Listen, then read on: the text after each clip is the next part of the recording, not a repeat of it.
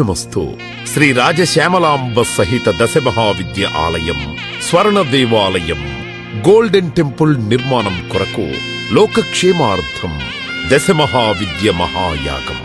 11 లక్షల కొబ్బరికాయలతో లక్ష్మీ గణపతి హోమం మరియు 11 కోట్ల కుంకుమార్చన కనక మహాలక్ష్మి కుంకుమార్చన సత్తుపల్లి శ్రీ లక్ష్మీ గణపతి ఆలయమునందు 108 రోజుల పాటు నిర్వహించబడును.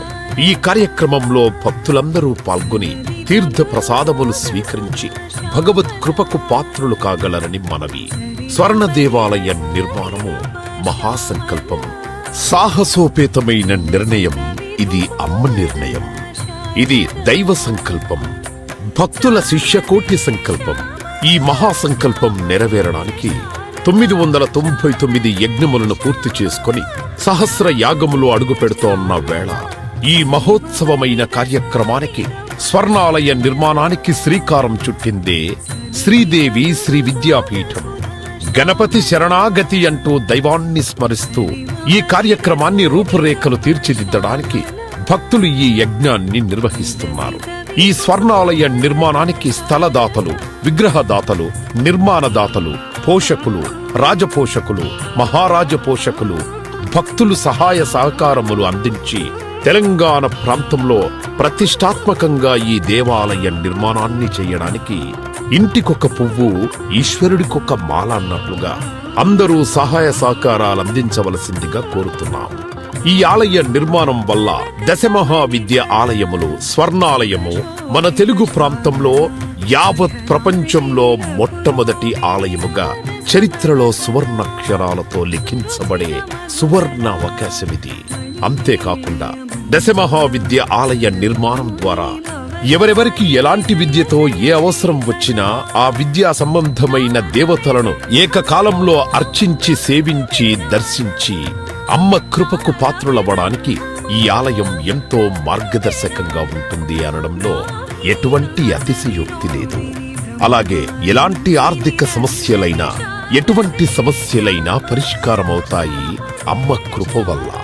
కలిపురుషుడి యొక్క ప్రభావం చేత కలియుగంలో ప్రకృతి వైపరీత్యములు, ప్రకృతిలో అనేక రకాల గ్రహగతుల చేత మానవుడి జీవితం ప్రశాంతం లేకుండా జీవితాన్ని గడుపుతూ దినదిన గండం 100 ఆయుష్ అన్నట్లుగా ప్రతిక్షణం మనసు ప్రశాంతత లేకుండా కలి ప్రభావం చేత ఎటువంటి పూజలు, ఎటువంటి యజ్ఞాలు, ఎటువంటి సాధనలు చేసినా కూడా సరైన ఫలితాలు లేక అంధకారంలో కొట్టుమిట్టాడుతున్నట్టుగా, అన్ని ఉన్నా ఏదో కోల్పోయినట్లుగా జీవితానికి సుఖం లేకుండా కాలము గడుపుతున్న జీవకోటికి కామకోటి పరమాచార్యుల యొక్క, జగద్గురువుల యొక్క, అస్మద్గురువర్యుల యొక్క ఎన్నో కోట్ల తపశ్శక్తిని ధారాధత్తం చేసి ఈ ఆలయ నిర్మాణం చెయ్యడానికి మహాసంకల్పం చేసినాము.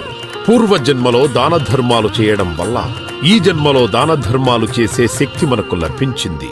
అటువంటి శక్తి కలిగి ఉండి కూడా దాన ధర్మములు చేయకపోతే ఈ జన్మకు చరితార్థం లేదు.